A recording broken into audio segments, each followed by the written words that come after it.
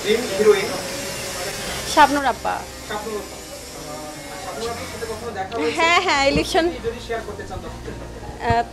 তার সাথে তো ওরকম কোনো স্মৃতি নাই, বাট আমার ফিল্মে আসা, তাকে ফলো করেই, তার প্রতি ভালোবাসাটা আছে বলেই ইলেকশনের সময় সে আসছিল, তাকে জড়িয়ে ধরেছিলাম। সে যেহেতু আমার ড্রিম হিরোইন, তার মানে সে সামনে আসার পরে আমার যেরকম লাগছে এটা আসলে বলা পসিবল না, ওই ফিলিংসটা প্রকাশ করা সম্ভব না। বর্তমানে তো ডিজিটাল এবং নিপুণ দেখতে পাচ্ছি যে আমরা পুরো একটা হযবরল অবস্থা, এটা নিয়ে একজন শিল্পী হিসেবে আপনি কি বলবেন?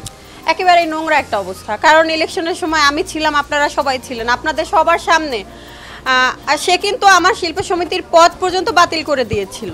তারপরে সে আবার নির্বাচনের আগে আগে সেটা ফেরত দিল। আবার সে নির্বাচনের রেজাল্টের পরে নিপুণ আপু সবার সামনে এসে কি করলো, মেনে নিল, সবার সামনে সে ফুলের মালা পরিয়ে দিল। আমরা কিন্তু সবাই শিল্পীরা সবাই খুবই খুশি ছিলাম যে যাক, যা হওয়ার পিছনে হয়ে গেছে। এখন যেহেতু আবার ইলেকশন হয়ে গেল, নিপুণ আপু এটা ভালোভাবে গ্রহণ করলো, সবাই তার প্রতি প্রচণ্ড হ্যাপি ছিলাম। এরপরে সে যে কাজটা করলো এটা নোংরামি ছাড়া কিছুই না, এটা ক্ষমতার অপব্যবহার আমি মনে করি। আর তার যে কিসের ক্ষমতা, কিসের পাওয়ার সে মনে করে আমরা কেউ জানি না, সবাই কম বেশি জানি। বাট সে যেটা করতেছে এটা শিল্পী সমিতির প্রতি সবাই থুথু মারছে, সোজা কথা।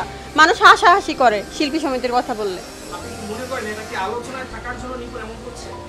সে আসলে ওইটা মেনে নিতে পারছে না, সে মেন্টালি আপসেট হয়ে গেছে। নির্বাচন হওয়ার পর থেকে সে যতই চেষ্টা করেছে যে মেনে নেই, আসলে সে মন থেকে এটা মানতে পারে না, বা তার সাথে অন্য কেউ আছে যারা তাকে উস্কানিমূলক কোনো আশা দিচ্ছে যে আপনি আবার ই করেন, আমরা আপনার সাথে আছি।